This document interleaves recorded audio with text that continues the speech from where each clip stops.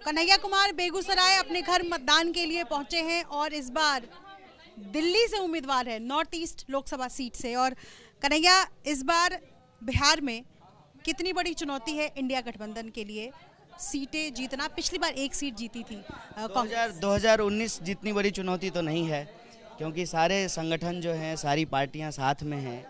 बेगूसराय की भी अगर हम बात करें तो आरजेडी का अलग से कैंडिडेट नहीं है।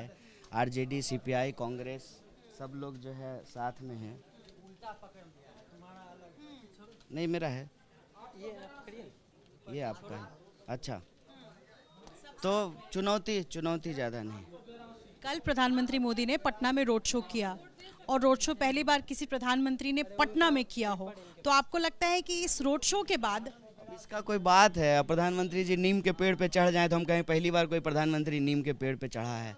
रोड शो तो करते रहते हैं ना, कोई पहली बार तो रोड शो नहीं किए हैं, पटना में भी किए हैं। सवाल ये है कि उस रोड शो से बिहार की जनता को क्या मिला। बिहार के लोग जो कह रहे हैं, और नीतीश कुमार जी भी कहते थे कि बिहार को विशेष राज्य का दर्जा मिले, इस पर प्रधानमंत्री जी ने कुछ कहा है?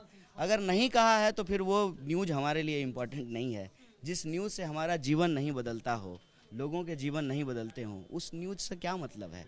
क्यों पहली बार पटना में रोड शो करें कि जो है पहली बार वो नीम का पेड़ पे चढ़ जाएं, इससे लोगों को क्या मिलेगा? प्रश्न ये है कि बिहार के लोगों की जो समस्याएं हैं उसके लिए उन्होंने क्या कहा, उसके लिए उन्होंने क्या किया, उसके लिए उन्होंने क्या प्रॉमिस किया और क्या जवाब दिया उन्होंने? जो 2014 में कहे थे कि सबके खाते में 15 लाख आएगा, नोटबंदी के बाद जो है काला धन समाप्त हो जाएगा, भ्रष्टाचार खत्म हो जाएगी। खुद ही कह रहे हैं कि अंबानी अदानी के पास काला धन है। आपने तो कहा था कि जो है काला धन समाप्त हो जाएगा, आप कह रहे हैं कि अंबानी अदानी के पास काला धन है, और काला धन है तो ईडी उनके घर पे क्यों नहीं जा रहा है? कह रहे हैं कि अंबानी और अडानी कहीं ना कहीं कांग्रेस को घेर रहे हैं अंबानी और अडानी को लेकर के, तो पलड़ा तो अब उनके बॉल उनके कोर्ट में भेजती है। नहीं तो प्रधानमंत्री वो है ना, गृह मंत्री वो है ना, बीजेपी का गृह मंत्री है ना, तो वो ईडी क्यों नहीं भेज रहे हैं अंबानी अदानी के यहाँ? इनकम टैक्स क्यों नहीं भेज रहे हैं? प्रधानमंत्री जी विपक्ष की तरह तो बात नहीं कर सकते हैं ना। प्रधानमंत्री तो प्रधानमंत्री हैं, लॉ एंड ऑर्डर संभालना उनका काम है। सीबीआई से ही जांच करा लेते, इनकम टैक्स से जांच करा लेते, तो वो क्यों नहीं करा रहे हैं? वो आरोप वो नहीं लगा सकते हैं ना विपक्ष की तरह, वो तो प्रधानमंत्री हैं 2 बार से। केजरीवाल ने कहा कि 75 साल में रिटायर कर जाएंगे प्रधानमंत्री, और अमित शाह ने कहा कि नहीं, पूरा कार्यकाल तय करेंगे पीएम। ये तो हम कब से कह रहे हैं कि वो अपने भतीजे के लिए मेहनत कर रहे हैं, ये तो हम कब से कह रहे हैं।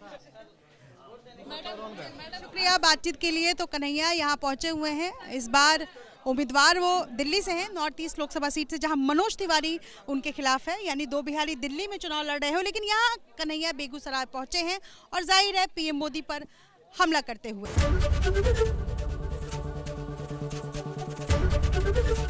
एबीपी गंगा, खबर आपकी, जुबान आपकी।